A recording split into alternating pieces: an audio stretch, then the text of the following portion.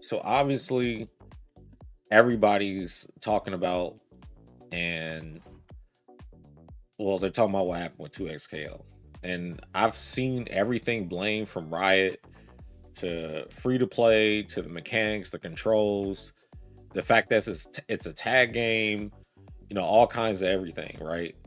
And I'm not saying none of that matters, but some of it probably does. But I think there's something bigger going on here that people aren't really talking about. And before I get into it, I'm not sitting here trying to shit on Riot or celebrate 2XKO shutting down. People really worked on that game. They put years into it. And there are people who genuinely love that game.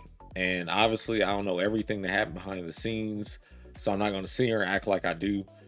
What I'm talking about is what can we actually learn from this? To me, 2XKO exposes a problem that's been sitting in front of the scene for a long time. The people we treat like they speak for fighting game players don't necessarily represent fighting game players. And that's why I want to talk about. People say shit all the time like FGC wanted this. Okay, which FGC? Because when people say the FGC, the most of the time they're talking about one particular group. They're talking about the tournament scene, the people traveling to majors, posting on fighting game Twitter, commentators, organizers, content creators, pro players, people who know developers and are actually around all this stuff. And because that group is the most visible, everybody starts treating like that's the fighting game audience. But visibility does not mean you're the whole market. So like let's let that sit. You got this whole other group of people sitting at home playing fighting games. They're grinding ranked, practicing, they buy DLC, all the games, and they might enter an online tournament here or there or watch Evo, but they don't care about flying somewhere, getting a hotel, and spending an entire weekend at a tournament. But they're still fighting game players. Look at Mortal Kombat. There are millions of people buying Mortal Kombat who will never go to Evo. They don't care about any of that shit. They want to pick Scorpion or Sub Zero, find somebody online, do fatalities, and enjoy Mortal Kombat. They're still a part of the audience. Then you got people who are super casual, who might play for an hour after work, or maybe they'll actually practice and get pretty good. But being a part of some tournament scene isn't important to them. They still count though. So when somebody tells me the FGC wants this, my first question is always which one? Because a tournament FGC is part of the fighting game audience, but it's not the entire fighting game audience.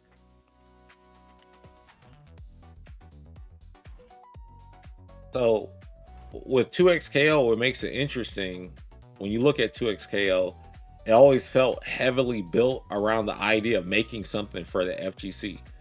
And again, which FGC?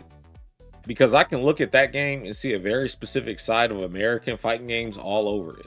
Marvel 3, Skullgirls, Dragon Ball Fighters, tag mechanics, assists, team construction, you got your long pressure, crazy mix, all that shit. And there's nothing wrong with liking that. I like some of that shit too.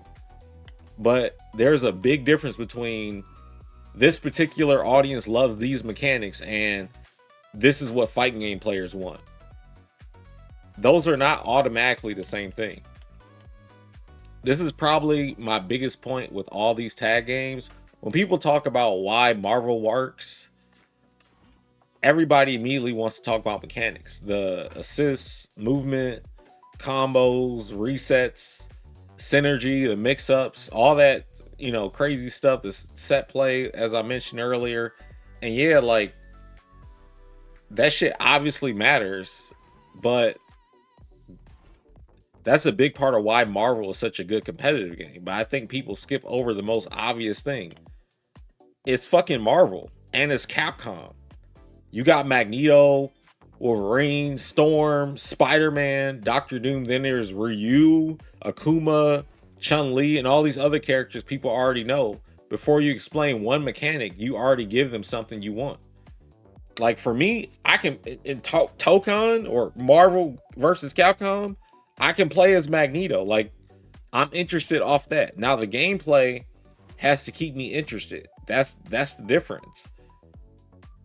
Characters get you through the door and the gameplay makes you stay. And then competition gives somebody a reason to actually master it. Like the same thing with Dragon Ball Fighters, right? This is why whenever people bring up Dragon Ball Fighters as proof that everybody loves tag fighters, I'm like, well, I mean, hold on. Maybe, but you're leaving out a pretty big detail, and it's Dragon Ball. You have Goku, Vegeta, Gohan, Frieza, Cell, Trunks, Broly, Majin Buu. People have loved these characters forever.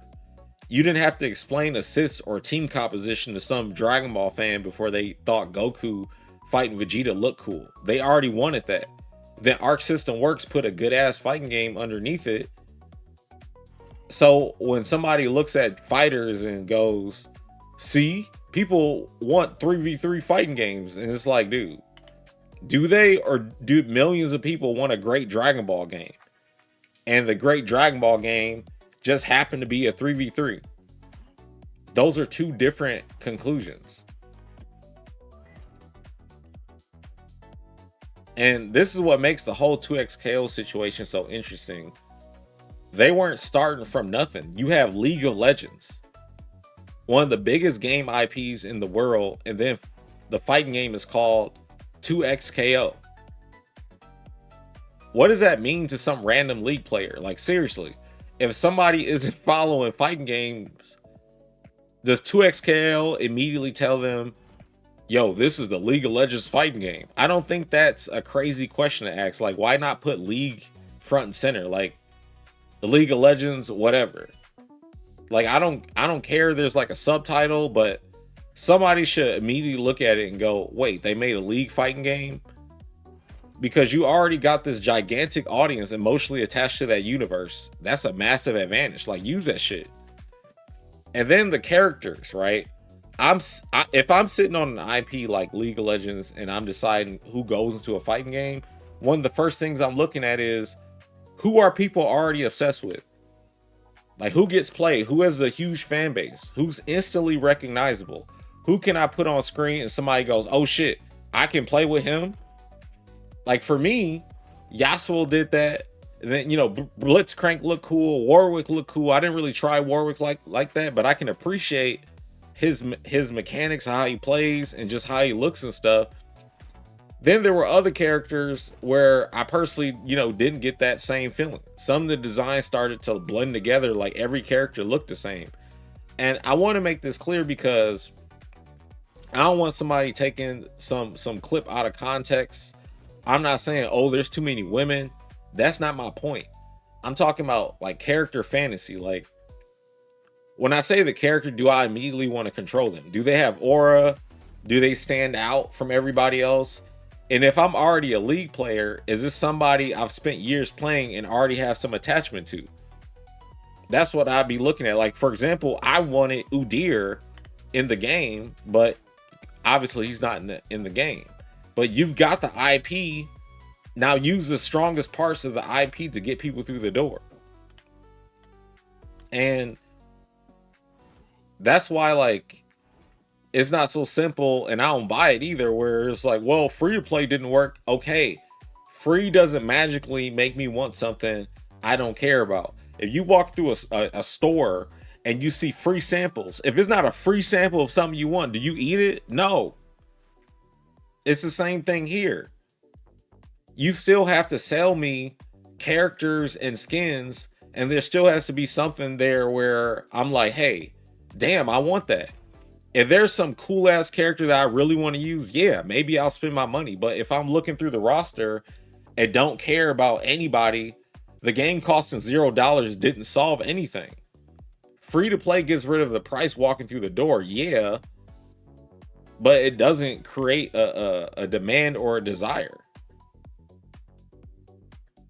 Mortal Kombat shows like the other side of this, because everybody knows what Mortal Kombat is. Like the audience already knows what it is. You got Scorpion, you got Sub-Zero, Raiden, Katana, Liu Kang. One-on-one Mortal Kombat. Mortal Kombat 11 definitely had problems. The breakaway, the variation system, fragmented move lists. There were characters with cool ideas that didn't actually work that well in gameplay. Some shit was super lopsided. That's fine. You can fix those problems. But then Mortal Kombat 1 comes along, and now we got cameos, assists. Now Mortal Kombat has to get some of this Marvel type flavor too. And my question was like, can somebody in the tournament scene enjoy cameos? Of course they can. But was that the problem the Mortal Kombat audience once solved? Because like those are two different questions. Maybe instead of figuring out how to make Mortal Kombat appeal more to somebody who wants assists, you take what people already love about Mortal Kombat and just build on making a better Mortal Kombat. Like Street Fighter understands what it is. That's the one thing Street Fighter still gets right. You can understand that shit immediately. Two people fight. Ryu throws a fireball, you jump, get anti-air, get knocked down. Now you got a decision to make. And yeah, I'm going to throw loop your ass. And you may or may not crack. But I like that shit. I'm not even gonna like bullshit. People complain about throw loops, but I think that shit is fun. If you go, there's a third strike clip of a Makoto player literally doing overhead chop or grab to knock somebody down and looping them, and they was loving every second of it. But you mean to tell me we're not allowed to like it because it's in Street Fighter 6? It's the same thing in Third Strike, and everybody loves that game or pretends to love that game. And in Street Fighter, like it's simple. Again, you get knocked down, you get thrown. Are you going to finally do something, or am I going to throw you again? You understand what's going on. You don't need a 30-minute YouTube guide to understand how the game works. Then underneath the simple interaction, there's enough depth that you can spend hours on getting better. You got the perfect parries, the drive reversals, different timings, all that stuff. It's a great combination that works. And what gets funny though, and what I mean by like people don't actually play. Remember Free Marvel versus Capcom 2? Everybody wanted Marvel back. Free Marvel 2. Capcom needs to bring back Marvel 2. We love Marvel 2. Marvel 2 this, Marvel 2 that. Okay, and then they brought the game back in the Marvel Classic Collection 2, right? Dude, like, where are you? Like,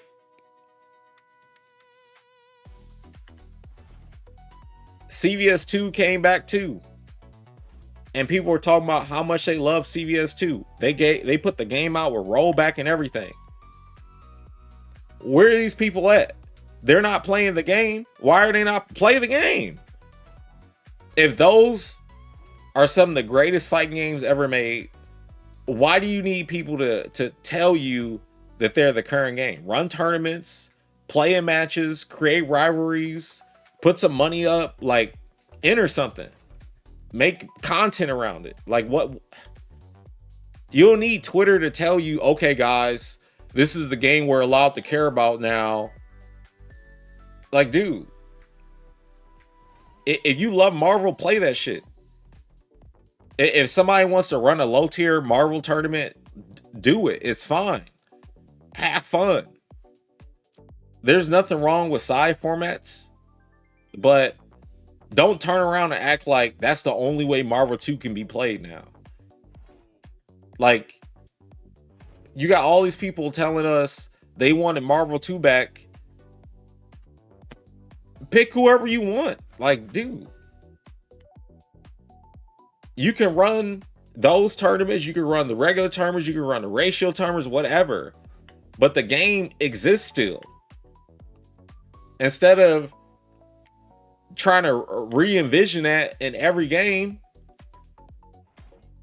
And then, like, dude, Evo does the same shit, right?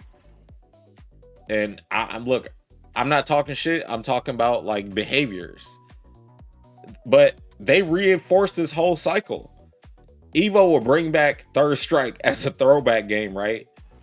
People come out, there's a big ass bracket, 1,000 people, everybody's hype. Everybody's talking about how dope it is to see Third Strike back at Evo, and then next year is gone. Why?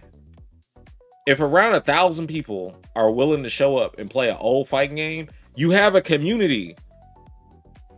Mortal Kombat can bring hundreds of people and then get removed. And then everybody's like, oh, the game's dying, blah, blah. And then people turn around. How do we grow the FGC? You already had people. And stop throwing them away.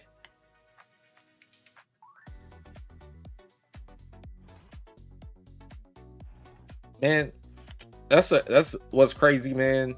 We keep talking about growing fighting games while constantly getting rid of communities that already exist.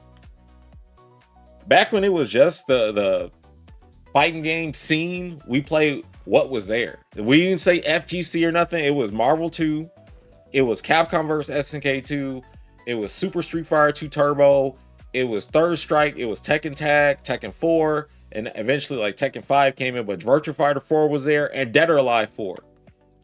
Whatever people were actually competing in, the game didn't suddenly become worthless because the publisher wasn't talking about the game anymore. If somebody thought they were better than you, you played them.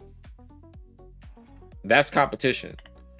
There wasn't this constant need for the entire scene to move together to whatever was the newest product.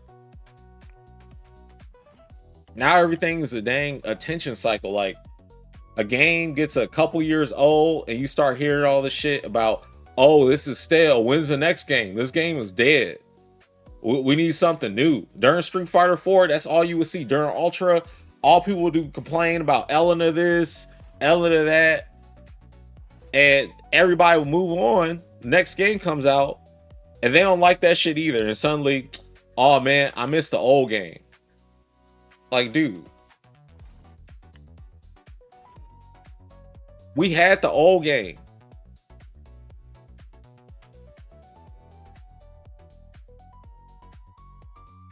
They stopped, like, dude, we stopped playing it, or you stopped playing it. Like, I mean, I'm guilty too for stopping playing because it's like, well, I want a player base to play with, but NRS community, for example, could be playing all their games all the time instead of just, oh, this game's dead, you're a necro, blah. Like, this is stupid. And it should drive you crazy. Like, dude, people will ask to move on, and then be nostalgic about what they forced everybody to move on from. And then, like, another thing that always happens when something doesn't work, everybody like, oh, I knew that was going to happen. We knew that was a problem. Like, dude, okay, where was the conversation before?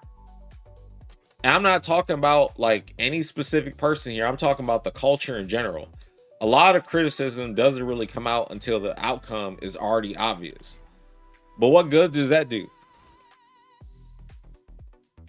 The criticism that actually matters is the shit you say while somebody can still do something about it. If everybody sees the problem after the building falls down, that doesn't help you build a better building. And somebody has to tell you that the food tastes bad. And this applies to game development in general. This isn't just some riot thing. If everybody around your project keeps telling you you're cooking, who's going to tell you the food tastes bad? You need different perspectives. Somebody who goes to every tournament, somebody who sits at home grinding rank, a casual player, somebody completely disconnected from the social side of the scene. A new player, an old ass player like me who's seen all this shit before. You even need people who don't like what you're doing, because sometimes somebody who hates your idea can tell you exactly why something isn't connecting. That doesn't mean you automatically listen to everything they say. You hear the criticism, figure out what makes sense, and then you make the decision. But if somebody in the room basically thinks the same way as everybody else, you can't be surprised when you reach a blind spot. And I'm not just saying, Riot failed. That doesn't really interest me. It's like, okay, how do we get here? What do we learn? Because, I don't know all the internal stuff.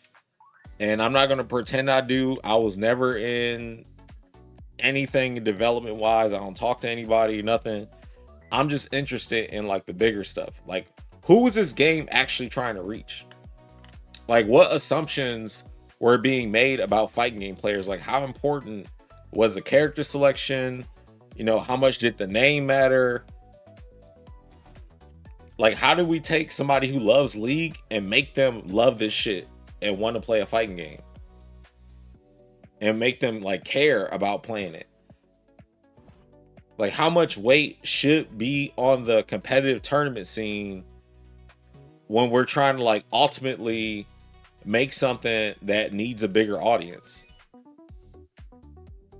Those are pretty, important, useful questions, because the answers don't just apply to 2XKO. They apply to the next fighting game and the one after that and the one after that. And I know somebody's going to hear all this and be like, so you're saying tag games are dead? No, that's not what I'm saying. I'm not saying free-to-play can't work either. And I'm definitely not saying 2XKO didn't have any good ideas. What I'm saying is stop looking at Marvel and Dragon Ball and automatically assuming those games succeeded because people love tag mechanics. Maybe people love Marvel and they love Dragon Ball. And then those people were given good tag fighting games featuring characters they already gave a shit about. That's not the same thing. And Invincible Versus, this is something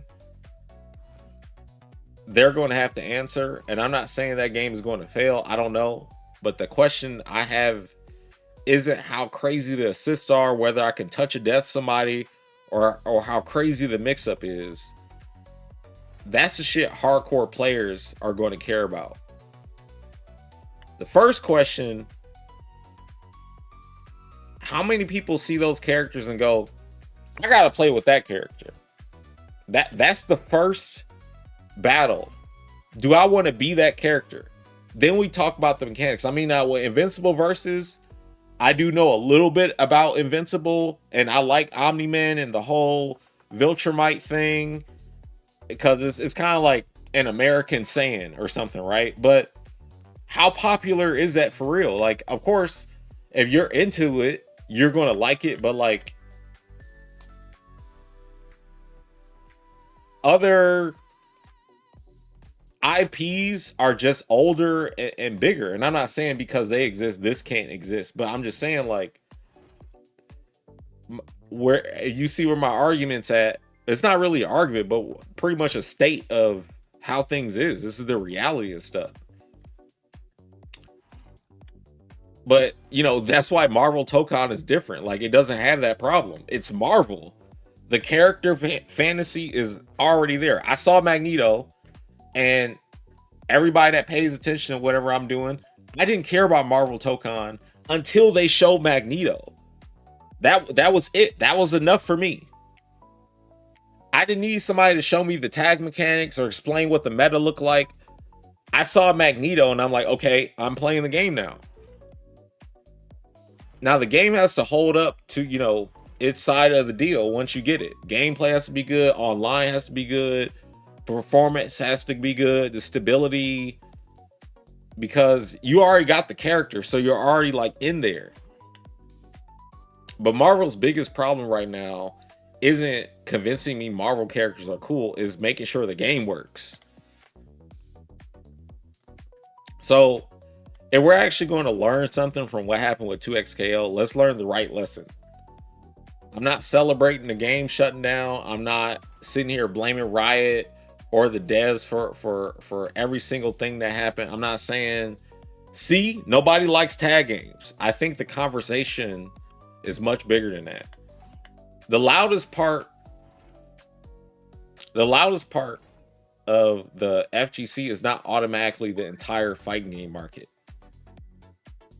Characters and IP matter a lot more than people sometimes want to admit. Like, obviously, the gameplay has to be good in the online, but you also gotta understand who you're actually making the game for. The casual dude matters. The person sitting at home grinding ranked. The person buying all the DLC but doesn't or never enters tournaments. And yeah, the tournament player matters too. It's all of them. And on our side, stop throwing away games you claim you love just because everybody's attention moved somewhere else. If Marvel 2 is one of the greatest fighting games ever made, play Marvel 2. If CVS 2 is one of the greatest fighting games ever made, play CVS 2. Same Third Strike. You don't need somebody to give you permission. Like, actually play the games.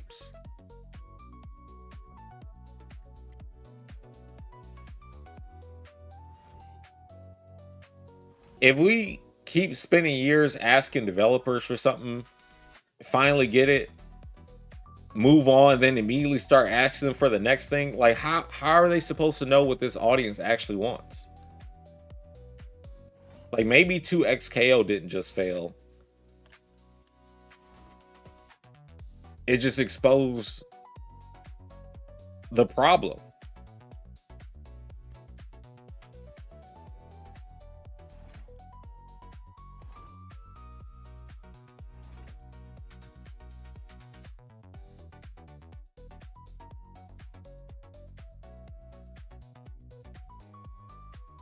I don't know, but that's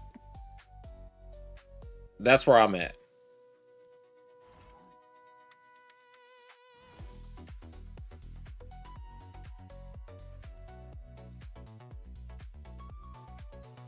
When they changed the game and allow me to be able to play Juggernaut mode again, that brought me back. Because then I could play Blitzcrank and just enjoy the game. But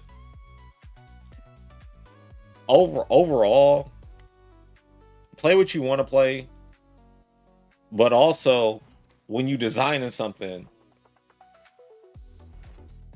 make sure you know what your audience is or who your audience is. Were you listening to